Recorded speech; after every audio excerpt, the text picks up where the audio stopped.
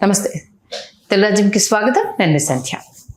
BJP పొత్తులు లేకుండా ఏ రాష్ట్రంలో సింగిల్గా పోటీ చేయడము అనేది అది మొదటి నుంచి కూడా లేదు అన్న విషయం మనందరికీ తెలిసిందే. బట్ ఇవాళ అమిత్ షా గారు ఇచ్చిన స్టేట్మెంట్తో, ఎందుకంటే సౌత్లో బీజేపీ పాగా వేయాలని ఎప్పటి నుంచో ఎదురు చూస్తున్న విషయం తెలిసిందే. మరి ఎలాంటి బలం ఉంది అనేసని రాబోయే రోజుల్లో బీజేపీ ఎవరితో పొత్తు పెట్టుకోకుండా సింగిల్గా పోటీ చేయబోతోంది అని అమిత్ షా అంత స్ట్రాంగ్గా చెప్పడం వెనుక అసలు రహస్యం ఏంటి తెలుసుకునే ప్రయత్నం చేద్దాం. సామాజిక ఉద్యమకారులు చెరసాని శ్రీనివాస్ గారు మనతో ఉన్నారు. ఆయన మాటల్లో. శ్రీనివాస్ గారు నమస్తే అండి. ఒకప్పుడు 2 సీట్లు గెలిస్తే చాలు, 5 సీట్లు గెలిస్తే చాలు అనుకున్న స్థాయి నుంచి ఇప్పుడు ఎన్ని రాష్ట్రాలను కైవసం చేసుకున్నారో మనం చూసాం. దాంట్లో పొత్తులతో వెళ్ళినవే ఎక్కువ ఉన్నాయి. బట్ ఇప్పుడు సీన్ కట్ చేస్తే నెక్స్ట్ 2029 ఎలక్షన్ టార్గెట్ వితౌట్ కూటమి అని ముందుకెళ్తున్నారు. ఏంటి ఆ ధైర్యం? ఈ దేశంలో చాలా దమ్మున్న హోమ్ మినిస్టర్లు ఉన్నారు. వాటెవర్ అంటే దుర్మార్గం చేశారు పాప పక్కన పెట్టిన, కానీ అలాంటి దమ్మున్న హోంమంత్రుల్లో ఒకరు అమిత్ షా గారు. ఓకే, సరే, ఆయన మీద కేసులు రిజిస్టర్లు nobody is going to support that. But article 370 but for Amit Shah అయ్యేది కాదు. ఈయన బంది కొట్టుకోవచ్చు, మిగతా వాళ్ళు ఎంతమంది బంది కొట్టుకోవచ్చు అండి. సరే, దాంట్లో కొన్ని లోపాలను సరి చేయాలని మనం మాట్లాడుతాం వేరేది. అలాగే 2 విషయాలు ఏంటంటే, డిఫెన్స్ మినిస్టర్ తీసుకొని ఉగ్రవాదులు దుర్మార్గులను రూపుమాపాలి, వాళ్ళ దేశానికి ప్రమాదకారులు, వాళ్ళ దేశ ద్రోహులు, వాళ్ళ సంగతి. వాళ్ళు దాంట్లో ఫెయిల్ అయ్యారు. కానీ నక్సలైట్ల విషయంలో అంటే మావోయిస్టుల విషయంలో మాత్రం ఈయన దాదాపుగా 90% సక్సెస్ అయ్యారు. డేట్ పెట్టి మార్చి 31 నాటికి. సరే, ఆ విధానం వాళ్ళ మీద బాంబులు వేయడం, ఎందుకంటే నక్సలైట్లు పెట్టుకున్న దారి ఏదైతే ఉందో ఒక భౌతిక హింసావాదం అవుట్ అండ్ అవుట్గా దుర్మార్గం, అది పాపం. అది మనం ఏదో ఆవేశం ఒకళ్ళం, కానీ ఎంతమంది ఇప్పుడు కాకతీయ ఎక్స్ప్రెస్ కాల్చినప్పుడు ఎవరు రెస్పాన్సిబుల్? సామాన్యులు ఎలా అయిపోయారు? దానికి విచారం ఎప్పుడు తర్వాత వ్యక్తం చేస్తారా? ఎంతమంది అంటే కొంతమంది మంచి వాళ్ళని కూడా అయినా సరే ఒక భౌతిక హింసావాదానికి అవుట్ రైట్గా నాలాంటి వాళ్ళు వ్యతిరేకం, అహింసావాదానికి మద్దతు. అసలు ప్రపంచంలోనే దేశాల మధ్య యుద్ధాలు ఉండకూడదని కోరుకునే వాళ్ళం. అణు ఆయుధాలన్నీ సర్వనాశనం చేసేయాలి అన్ని దేశాలు, మా కోరిక అది వేరే ఉంది, డిఫరెంట్ ఇష్యూ. కానీ వాళ్ళు దేశం కోసం కాకుండా దేనికోసం అండి? వాళ్ళు దేశద్రోహులు కాదు కదా, వీళ్ళని మాత్రం వేసారు. అవతల దేశద్రోహులు మత విద్వేషకారులు తెగ తిరుగుతున్నారు. చూశారు కదా అక్కడ వాళ్ళు క్రాస్ బార్డర్ టెర్రరిజంలుగా చేసి దుర్మార్గం, వాళ్ళని వేసేయాలి ఫస్ట్. వీళ్ళు నిజంగా దారి తప్పిన దేశద్రోహులు. నేనన్నా 100 మంది అన్నారు, బీజేపీ నాయకులు కూడా అన్నారు, ఎన్టీ రామారావు గారు అన్నారు, దారి తప్పిన దేశభక్తులు. వాళ్ళు దుర్మార్గులు. నక్సలైట్ అనేవాళ్ళు వీళ్ళు దేశభక్తులే, కానీ దారి తెప్పారు. ఓకే, అందువలన నా ఉద్దేశం ప్రకారం ఆయన అన్న మాటలు చేసేస్తారు. ఆయన 15 లక్షలు వేస్తున్నారంటే ఎవరు చెప్పారు? మోడీ ఆ జుమ్లాబాద్ అనండి, పిచ్చి మాటలు మాట్లాడారని. అందువలన ఇవాళ రాష్ట్రాన్ని దేశాన్ని నడిపించేది అదానీ గారు అయితే అదానీ గారి తర్వాత ఈయన అని అభిప్రాయం అండి. అందువలన వాళ్ళ కన్సర్న్లో నడుస్తుంది కాబట్టి ఇది ఖచ్చితంగా ఇది మీకు నాకు అలారమింగ్ కాదు. మూలుక్కుంటూ భజన చేసుకుంటూ వంగుకుంటూ కాళ్ళకు మొక్కుకుంటూ వాళ్ళ చుట్టూ తిరుగుతున్న పార్టీలు ఉన్నాయి చూసారా, వాళ్ళకి హెచ్చరిక కదండి. అలయన్స్లో ఉన్న వాళ్ళకి వాళ్ళ హెచ్చరిక. ఇది హెచ్చరిక కాదు, ప్రూవ్ చేసినది. ఇది అనుప్రియ పటేల్, కృష్ణా పటేల్ గారు నిద్రున్నారు, అపనాదాలు అనుకుంటా. కృష్ణా పటేల్ గారు తల్లి చనిపోయింది, ఆవిడ పార్టీ అధ్యక్షులుగా ఉన్నారు, కుమార్తె గారు ఎంపీగా ఉన్నారు. దానికోసం వీళ్ళు ఆ పార్టీని చీల్చేసి తల్లిని కూతుర్ని వేడి చేశారు. ఒకళ్ళకి కక్షలు పెట్టే పరిస్థితికి వచ్చారు. ఈవిడ ఎలాగో సెంట్రల్ గవర్నమెంట్ ఉన్నారు కాబట్టి ఆవిడని షెడ్యూల్ పంపించేసిన పరిస్థితి. ఆఖరికి అకాలీదళ్ళకి వెళ్ళి ఏం చేశారు, కౌరుగా తర్వాత ఏం మాట్లాడారు, ఎంత బాధ మాట్లాడారు చూశారు కదా. ఆ తర్వాత శివసేన బాల్ థాకరే అప్పటికి చెప్పారండి, థాకరే ఉంటే నీకు తల పెట్టుకుంటానికి ఆశ్రయి బయట వచ్చేటట్టు ఉందండి, నిన్ను బయట తరిమేస్తానే, కాపీరైట్ హిందూయిజం నాది, వాళ్ళు అందరూ ఎక్కడ కనపడతాను. ఆఖరి కొడుకెళ్ళి ఈ గుడారాలు ఉంటే దొడ్లో దాక్కోవాల్సిన పరిస్థితి, ముక్కలు ఎక్కడ చేశారు. శతపాలు ఏది కానీ అన్నిటికంటే ఏంటంటే జయలలిత గారి దమ్మున లేడని, ఆవిడ ఎలా చనిపోయారో ఇప్పటికీ క్వశ్చన్ మార్కు. ఆవిడ 3 సార్లు ఎందుకు కొట్టిందో తెలియదు. ఆ రోజు ఎందుకని గవర్నర్ విద్యాసాగరరావు గారు వచ్చారు, ఎందుకని ఏదో పెద్ద మాయాజాలు ఎప్పుడొకప్పుడు బాధ. ఈ దేశంలో ఇంతకన్నా పెద్ద కుట్రలేదు ఏమన్నా మనం. ఆఖరికి అన్నాడీఎంకేని పెట్టుకుని ఇటేమో పాలక్ పన్నీర్, ఇటు పన్నీర్ బటర్ మసాలా, అంటే అదే పన్నీర్ సెల్వం గారు, ఇటేమో పళనిస్వామి ఏదో వీళ్ళని పెట్టుకుని తోలు బొమ్మలు ఆట ఆడిచ్చారండి. ఫూల్స్ చేసి పీల్చి పిప్పి చేసేసామనుకుని ఆ ఇద్దరిని పక్కన పెట్టి సొంతంగా 2-4 ఎన్నికలు వెళ్ళారు. సావు కొట్టి చెవులు మూసారు అక్కడ తమిళ. మళ్ళీ వాళ్ళని తీసుకుని అన్నామలై గారు లాంటి పక్కన పడేసి నీచమైన రాజకీయాలు ఇప్పుడు వాళ్ళని వేసేస్తారు. ఇప్పుడు మళ్ళీ ఇంకో దొంగ రాజకీయం ఆడతారు, ఏం చేస్తారు. ఏంటి అంటే నిన్ను నమ్ముకుని 2014 రాశాను, ఈ తెలుగుదేశం పార్టీ 100% ఫినిష్ చేయటం వీళ్ళ జీవిత ధ్యేయం కాదు, వీళ్ళ పార్టీ నాకు హైలీ ప్లేస్ సోర్సెస్ కాదు, ఊహ బట్టి నేను చెప్తున్నాను, జరిగిందని బట్టి చెప్తున్నాను. 2018 నాటికి వాళ్ళకి ఆపరేషన్ గరుడ జరిపిన తర్వాత ఆపరేషన్ బిరడా, ఇది 2018 నుంచి 19 నుంచి 34 వరకు 15 సంవత్సరాల బిరడా. ఈ ఆపరేషన్ బిరడాలో 6 పార్టీలు ఉంటాయండి. మొదటి పార్టీ తెలుగుదేశం, దాన్ని వేసారు 2018 నాటికి. తర్వాత జగన్మోహన్ రెడ్డి గారు ఆయన పని ఆయన చేసుకుంటా, నవరత్నాలు ఆయన పెట్టుకుంటా, ప్రత్యేక హోదా విభజన సాధిస్తే ఆయన 20 ఏళ్ళు అధికారులు ఉండేవారు. ఏ పురుగు పుట్టిందో లేదా ఏ దిక్కుమని అడ్వేలు తాళపడ్డారో తెలియదు, కానీ ఆయన వల్ల ఆయన పార్టీకి రాష్ట్రానికి అన్యాయం జరిగింది. ఆ అమరావతిని ఎవరు కలుపుకున్నారు, హోదా విభజన హామీలు పక్కన పడేశారు. ఆ నవరత్నాలు కాకుండా కక్షాదించారు మీద ఎలకొని ఉంటాయి నిజంగా. అది రెండోది, ఆ పార్టీ ఎందుకు బతికిందంటే తెలుగుదేశం అప్పుడే అయిపోతుందండి. ఎన్టీ రామారావు గారి మీద ఇంకా అభిమానం ఉన్న వాళ్ళు చంద్రబాబు నాయుడు గారు నిర్మాణం చేసిన పార్టీ వల్ల ఆ పార్టీ బతికింది, లేదా అయిపోతుంది. అరెస్ట్ ఒకటి మైనస్ అయిపోయింది, అది లాస్ట్ మినిట్లో అది వాళ్ళు కావాలని ఏం చేయలేదు. ఎందుకంటే ఆల్రెడీ ఆ పార్టీ లేకపోయినా అధికారంలోకి వచ్చేటట్టు సరే అది అయిపోయింది, పాయింట్ ఒకటి. రెండోది బీఆర్ఎస్ పార్టీని ఎలాగా ముక్కలు చెక్కలు చేయబోయారు, కూతుర్ని అరెస్ట్ చేశారు, ఇవన్నీ చూశారు. ఇప్పుడు దాంట్లో కూడా ఏకనాథ్ షిండేని తయారు చేసుకుంటారు. ఆ పార్టీ కూడా ఇప్పుడు భయపడలేదు, అది లోపలేసేస్తారు, కేసులు వేసి మొత్తం లోపలేస్తారు. అందుకని రెండో పార్టీ, ఎందుకంటే నీ 2 పార్టీల్లో హిందూ ఓటింగ్ ఉంది. ఇప్పుడు వైఎస్ఆర్ కాంగ్రెస్ పార్టీ విషయంలో వీళ్ళు తల్ల కిందగా తపస్సు చేసి ఏం మొక్కినా సరే దాంట్లో 70% ఓటు బీజేపీకి రాదు, అందుకని దాన్ని పెట్టుకుంటారు. ఎప్పుడు దెబ్బేస్తారు, క్రిస్టియన్ కానీ, ముస్లిం కానీ, మైనారిటీ కానీ, మిగతా వర్గాలు కానీ, స్ట్రాంగ్ కార్మికులు ఎప్పుడు దెబ్బేస్తారు, తెలుగుదేశాన్ని ఫినిష్ చేసిన తర్వాత వాళ్ళని దెబ్బేసి కాంగ్రెస్ని చెప్తారు. ఆ 2 చీలిపోయి ఎప్పుడు చేస్తారు. ఇదంతా ఒక వాళ్ళ తొప్పనలో, వాళ్ళ కుట్ర రాజకీయం, వాళ్ళ రాజకీయం. పిచ్చి వాళ్ళని కాదు, వీళ్ళు పిచ్చోళ్ళని నీళ్ళు అనాలి, చెవులో పువ్వు పెట్టుకుని క్యాబేజీ పుట్టుకుని అందుకు. అందుకని వాళ్ళు చేసేది వాళ్ళ కుట్రాలు చేస్తారు. దక్షిణాది మీద దండయాత్ర, నా దేశంలో భాగం కాదా నా దక్షిణ భారతదేశం, ఏం మాట్లాడుతుంది దక్షిణాది మీద విజయాత్ర, అసి మీద ఎందుకు చేస్తాం, మా దేశం మూలవాసులు మేము.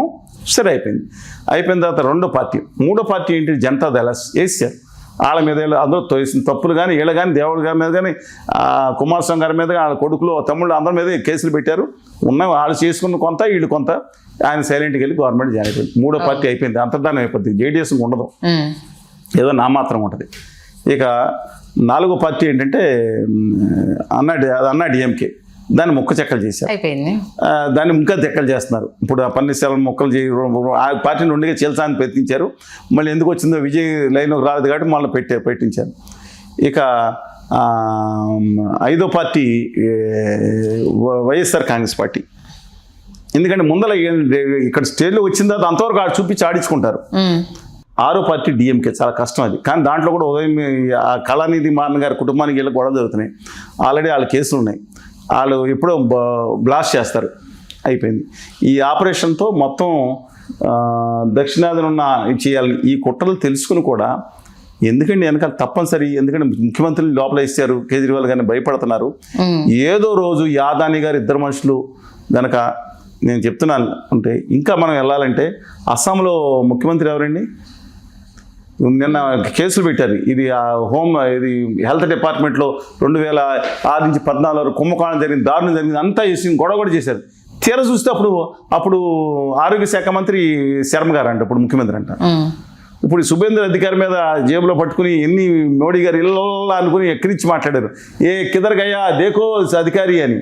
ఏం జరిగింది, ఆయన ముఖ్యమంత్రి చేశారు. అంటే వీళ్ళందరికీ ముఖ్య కారణం వీళ్ళు కాదండి, అది నిర్మా వాషింగ్ పౌడర్. పాలలోని తెల్లదాన పాటలు పాడతారు కదా, అందరినీ దాంట్లో వేయటం, వాళ్ళు మల్లెపూలుగా బయటకు వచ్చేయటం. ఇది అందుకని ఏకనాథ్ షిండే గారిని పెట్టుకుంటారు, దినాథ్ షిండే గారు ఉంటారు. ఇక్కడ కూడా బీఆర్ఎస్లో కూడా ఏకనాథ్ షిండే గారు ఉంటారు, కాంగ్రెస్లో కూడా పెట్టుకుంటారు.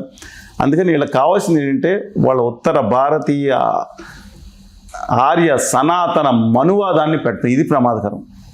సాధ్యం అవుతుందంటారా? ఖచ్చితంగా. ఎందుకంటే అండి వీళ్ళందరికీ బాస్ ఏమో క్రోనీ క్యాపిటలిస్టులు. అద్దాని అంటే అడ్డంగా దాష్టికం చేసేవాళ్ళు గౌతమ్ అదాని. వాళ్ళ సంపదలు 100 లక్షల కోట్లు పెరిగిపోతాయి. ఈ దేశంలో 1% ఉన్న జనాభాకి 40% జనాభా ఉంటుంది. ఇవాళ ఆంధ్రప్రదేశ్లో కానీ ఎక్కడ తీసుకున్న బానిస బతుకులు బతకాలి. ఆంధ్రప్రదేశ్ వాళ్ళ ప్రజలు స్వతంత్రంగా పారిశ్రామికవేత్తలు అవ్వాలి, తెలంగాణలో యువతను పారిశ్రామికవేత్తలు మానేసి మార్వాడి ఫ్యాక్టరీ గుజరాతీ వాడు పెడతారు దగ్గర నువ్వు ఇస్త్రీ రెడీ చేసుకుని సెక్యూరిటీ గార్డ్ ఉద్యోగం చేయాలని పరిస్థితి. మీడియాలు కూడా వాళ్ళే పెడతారు. ఇక కేంద్ర మీడియాలన్నీ వెళ్ళిపోతున్నారు వాళ్ళ చేతిలోకి.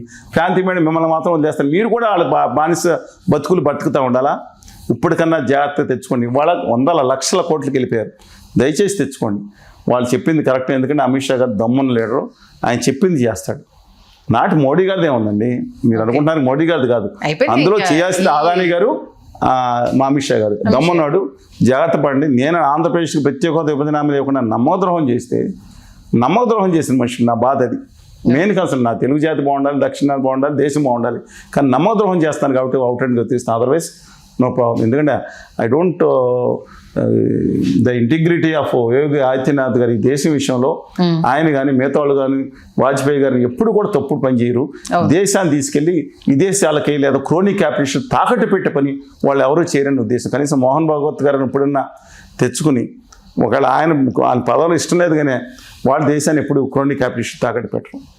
ఆయన పని అయిపోయిందనే కదా ఇప్పుడు రీసెంట్గా తెర మీద తీసుకొస్తూ ఒకప్పుడు బీజేపీ అంటే ఆర్ఎస్ఎస్ అంటే బీజేపీ అన్నట్టు ఉండేది. ఇప్పుడు పరిస్థితి అలా లేదు కదా. ఇవాళ భయపడతా ఉన్నారు ఆర్ఎస్ఎస్ అని. అందుకు బాధ కలుగుతుంది. నిజం చెప్తున్నాను. ఆర్ఎస్ఎస్ అంటే ఒక ఐడియాలజీలు తప్ప వాళ్ళు చేసిన సర్వీసు నా దేశంలో నాకు డెఫినెట్గా మ్యాంగ్రీ కూడా దేశ భక్తులైన సంస్థ అది. అవును. Though I differ with some of the ideologies, అబ్సల్యూట్గా నో సెకండ్ దట్. కానీ వాళ్ళ చేతుల్లో ఏముందండి? బీజేపీ మేనిఫెస్టో వేశారు. 60 చోట్ల మోడీ గారి ఫోటో, మోడీ గారి పేరు, 40 చోట్ల ప్రపంచ చరిత్రలో కిమ్ కూడా వేసుకోవాలి. కిమ్కి ఎలక్షన్లో ఉండవు. కిమ్ కూడా 40-50 ఫోటోలు వేసుకోడండి. మీరు ఓపెన్ చేసే ఫోటో చూడండి, నా దగ్గర ఉందండి.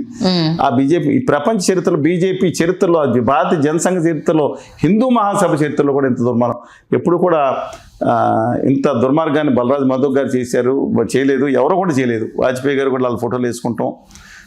ఈ దుర్మార్గం అది. సరే, ఏదైనా కానీ వాళ్ళ చేతుల్లో, వాళ్ళ అద్దానీ గారి చేతుల్లో దేశం చిక్కుపోయింది. వాళ్ళ ఇద్దరు మనుషుల చేతుల్లో. ఇవాళ బానిస బతుకులు బతకడానికి మీరు ఇప్పుడు పోరాడండి, లేదా బానిస బతుకులు బతకడానికి సిద్ధంగా ఉండండి. రెండే ఆప్షన్, అంతే తప్ప మూడో ఆప్షన్ లేదండి. ముఖ్యంగా మన 2 రాష్ట్రాల పార్టీలకు ఏదైనా చెప్పాలంటే ఏం చెప్తారు అమిత్ షా చేసిన కామెంట్స్ సంబంధించి? ఏమండి, ఇక్కడ బీఆర్ఎస్ సంగతి కేసీఆర్ గారు ఏజ్ అయిపోయింది. అందులో వాళ్ళు వెతుక్కుంటున్నారు ఎందుకు వచ్చిన గొడవ అని. ఆల్రెడీ కుమార్తె గారిని అరెస్ట్ చేశారు. ఇవాళ తెలుగుదేశం వాళ్ళని కూడా ఆయన అరెస్ట్ చేసిందంటే నేనే జగన్మోహన్ రెడ్డి గారు మొత్తం అరెస్ట్ చేయించారంటే నా చెవిలో క్యాబేజీ పూలు లేవు. నేను అందుకని ఆయనకి 608 ముద్రేసి ఏడిపిస్తున్నారు కాబట్టి ఆయన కూడా ఆయన ఎగిరి కింద ఓకే కొన్నాళ్ళకి 53 రోజులు ఒక దక్షిణాది స్టాల్ బట్టలేంటి. కానీ చంద్రబాబు నాయుడు గారిని అరెస్ట్ చేశారంటే మనం లేవు. అఫీషియల్గా ఇచ్చిన ఇంటర్వ్యూలోనే శ్రీమతి పురంధేశ్వరి గారు తర్వాత వెళ్ళినప్పుడు అమిత్ షా గారు చెప్పారంటే వాళ్ళు ఎవరిని అడిగారని ఆవిడే చెప్పారు. ఏదో వీడియో వచ్చింది చూడండి.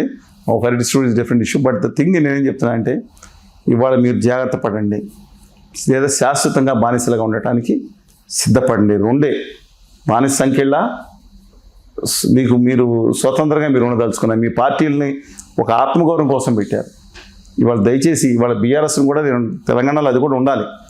వైకాపా ఉండాలి, ఇది తెలుగుదేశం ఉండాలి, మిగతా అన్ని పార్టీలు ఉండాలి. సరే, ఉత్తర ఆర్య సనాతనవాదిగా మారిపోయారు నారకొండ గవర్నీలు, ఆనాటి అభ్యుదయవాది, ఆనాటి చెగువేరా అది, ఆనాటి ఆంధ్రప్రదేశ్ హక్కుల కోసం ప్రాణం ఇస్తానన్న, ఆనాడు ఆమరణ దీక్ష చేస్తానన్నారు. ప్రత్యామ్నాయం లేదని ఒంటి కారం రాసుకుంటారా అని చెప్పి ఎంపీలని సిగ్గుశారం ఉంటేని మాట్లాడిన వ్యక్తి గౌరవనీయులు కళ్యాణ్ బాబు గారు తిరిగి ఆ ఉత్తర ఆర్య సనాతన మనవాదం అంటున్నారు కదా, మార్చుకుని తిరిగి తెలుగు బిడ్డ కదా, మన హక్కుల కోసం, మన భాష కోసం వచ్చి కనీసం దాని ఏమంటారండి, సినిమాలకు వెళ్ళి చొక్కాలు చింపుకునే పద్ధతి మానేమని మళ్ళీ తిరిగి ఆయనే చెప్పాలి, లేకపోతే వినరండి. ఎందుకంటే సత్య మాస్వాలయం ఉన్న great person he's and that aspect. తర్వాత స్టంట్ స్కూల్స్ పెట్టమంటే మానేయండి. ఎందుకు ఇంకేం చేస్తాం స్టంట్ స్కూల్స్? ఎవరితో చేస్తాం? ఆ గుజరాతీ వాళ్ళతో వాళ్ళు పెద్దలతో ఫైటింగే చేయట్లేదు మన రాష్ట్ర హక్కుల కోసం. మీరు వాళ్ళేం చేస్తారు పాపం పక్కన. అందువలన మూడోది బైకులు రేజ్ చేసుకోండి. బైకులు దేని చేయాలి?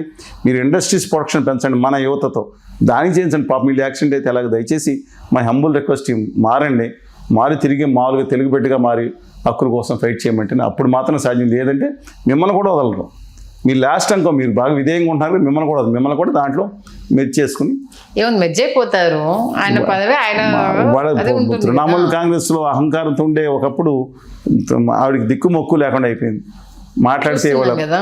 మొత్తం ఎందుకంటే పార్లమెంట్లో కూడా మెజారిటీ వచ్చేస్తుందంటే దక్షిణాది రాష్ట్రాలకు శని దాపరించే అవకాశం ఉంది, దేశ ప్రజాస్వామ్యానికి శని పెట్టే అవకాశం ఉంది. ఇక రేపొద్దున హిట్లర్ రాజ్యం వస్తే మనం ఎవరూ ఏమీ చేయలేమండి. చూద్దాం. మీరు చెప్పిన సూచనలు ఎంతవరకు ఏ పార్టీలు తీసుకుంటాయి, వాళ్ళ ఆత్మగౌరవాన్ని తాకట్టు పెట్టుకుంటారా లేదు భయం మానేయాలని ఫస్ట్ అదే అంటున్నా. అది ఎంతవరకు వాళ్ళ అడుగులు వేస్తారనేది మంచి వివరణాత్మక విశ్లేషణ అందించారు. ధన్యవాదాలు సార్. నమస్కారం.